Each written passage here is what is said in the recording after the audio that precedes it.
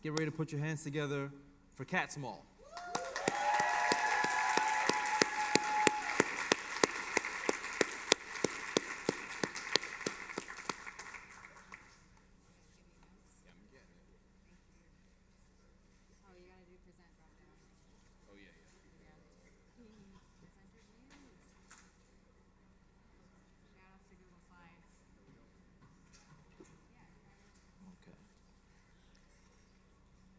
Does everyone have their raffle tickets, by the way? Who doesn't have a raffle ticket? Did you get a bag? Oh, what happened? They're in the bag. You should have your raffle ticket. It should be in your bags. Are people starting to realize that? Yeah. Did you just tell me to? Excuse you? Yes, of course. Catt Small, everybody. Sweet. Hi, people. How's everybody doing? Y'all good? Good. Thank you for having me. I'll try to be quick about this. So it's funny because I've never really formally spoken at this event despite helping to organize it. So thank you for having me here. Hi, I'm Catt. I am a senior product designer at Etsy. I am also an independent game developer. So I go to work, I get to do cool design stuff. I come home, I do more cool design stuff. And I also help organize this conference. So thank you for being here, humans. Yay. And online, on the internet. Wow. So very recently, well, it was in January now, but anyway, in January I finished a game that I've been working on for 5 years in total. It is called SweetXheart. The X is silent because I like to say, like, it's about someone not being called Sweetheart. Like, I don't like when people call me that because I'm an adult.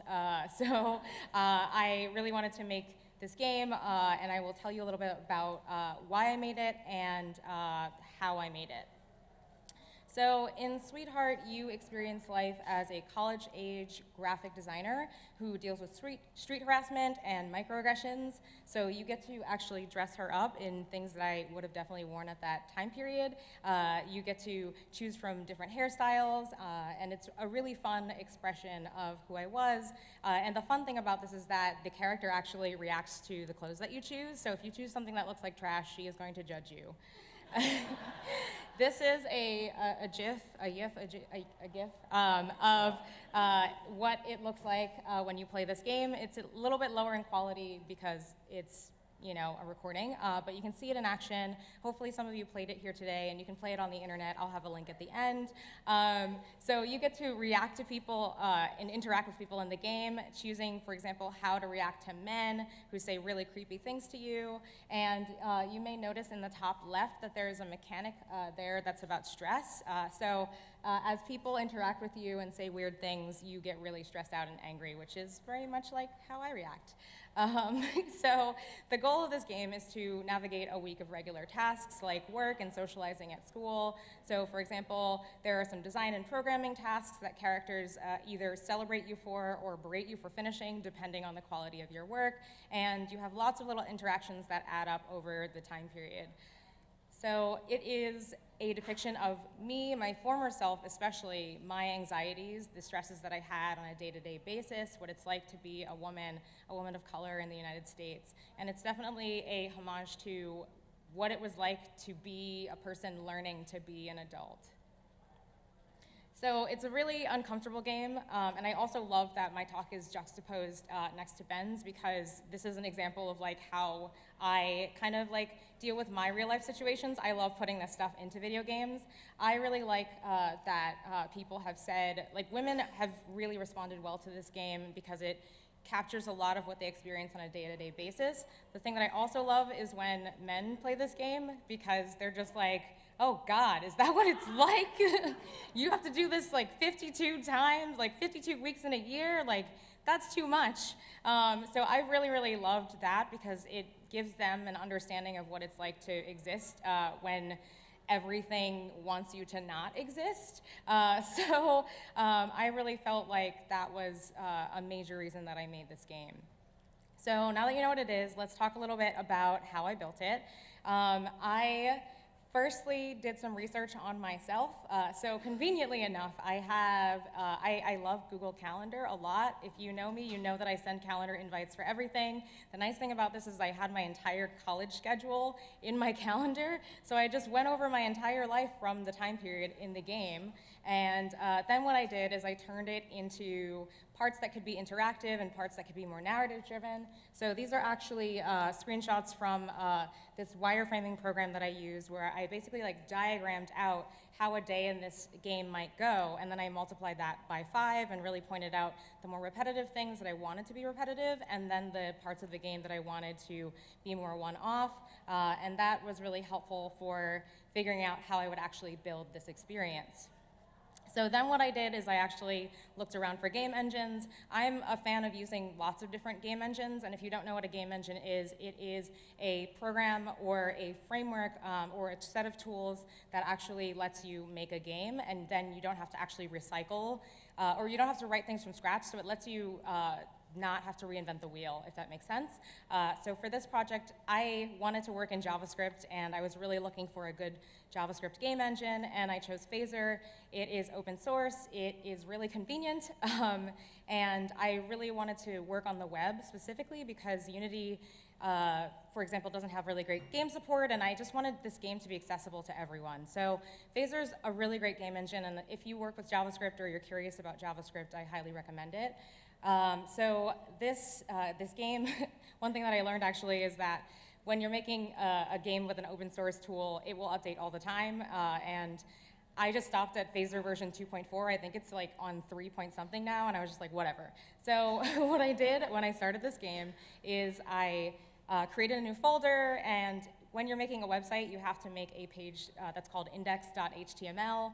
So you actually do that for Phaser as well, and then you include their framework, so that emboldened line there, which is like script source equals phaser.min.js, that is what the actual file is, and then once you include that, then you start up the Phaser game object, quote unquote, and these are the number of different scenes in my game, actually. So you can see, like, there's a lot of different parts of this video game.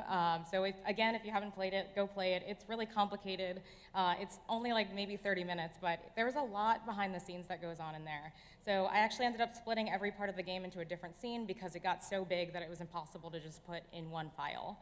And then if you want to know what a scene itself looked like, we have 3 different functions. We have preload, we have create, which is when, so preload is when you load all the files. I actually have a separate scene for preloading because, again, so many files. And then you create the actual scene, so you want to load it, and then you want to actually update it every now and then. So this one doesn't have a bunch of stuff going on in it. It's really supposed to be a title screen, and so I don't have anything in the update function because I don't need to change anything once the screen actually loads.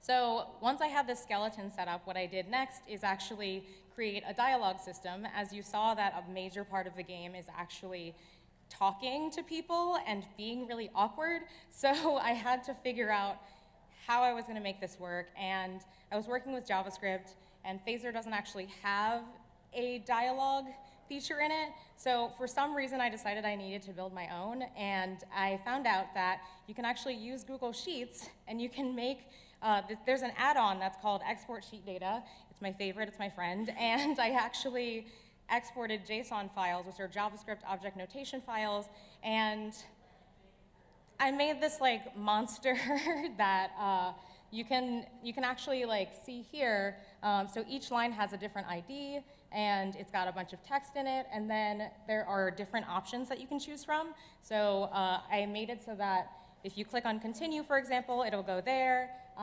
It'll go to the next one, which is really convenient. So I have like over 150 of these different spreadsheets. I am so happy that this worked out, but it was very not fun to actually go and edit things in before. So when I was ready to actually add things to the game, I would turn it into JSON using that add-on, and then I would go and put it into the game. So that was super cool, and again, my preload file is super huge, so just load everything up at the beginning. I have this huge function that like runs through every single line of text, which is amazing. It checks for like images and a bunch of other stuff. And I also have this like really fun effect that makes the text actually display one letter at a time. And then everything comes together to turn into this wonderful video game. So I was really excited about being able to make this whole thing work and have lots of fun, really awkward experiences where I'm just like, meh, but as a video game character. So really quickly, some things that I learned.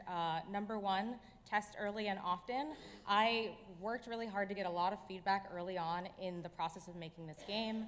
I sent out a lot of different online, actually, feedback forms for people because, again, all I had to do was put a link up on the internet and my game is playable. So I was able to get a lot of feedback very quickly, and it actually encouraged me to make my project better. So if you're really scared of showing stuff to people, like, just do it. It's really important. Next is to get organized. So I'm a huge fan of all things organization. Trello is my friend. I really like it. So I realized this was not going to just be a grad school project and that it was going to turn into a 5-year monster. So Trello was my friend for this whole process, and it's amazing. Shout out to them. And next is to ask for help. So you need to recognize your weaknesses. For example, I'm an artist, a writer, a programmer. I am not a musician. Realize that real quick. So I, after some failed experiments with music, opened a Patreon because I wanted to be able to pay a musician for the work that they were going to do. So with that, I was able to pay someone, and honestly, this game would not be as amazing as it is without their help and all of the people who supported me. So thank you to them. Lesson number 4 is to stop upgrading. So again, you got to stop at some point. Please do not chase newness. It's really important to just be okay with sometimes things being not the newest thing. And then finally, know when to call your game done. There are a lot of things I could have added, but I didn't. And I think that good enough should really be great because you need to know when you're going to actually leave your project. Just finish it, please, because you're probably proud and also tired. Thank you. Yay. Play my game. Bye. Keep going for Catt Small. All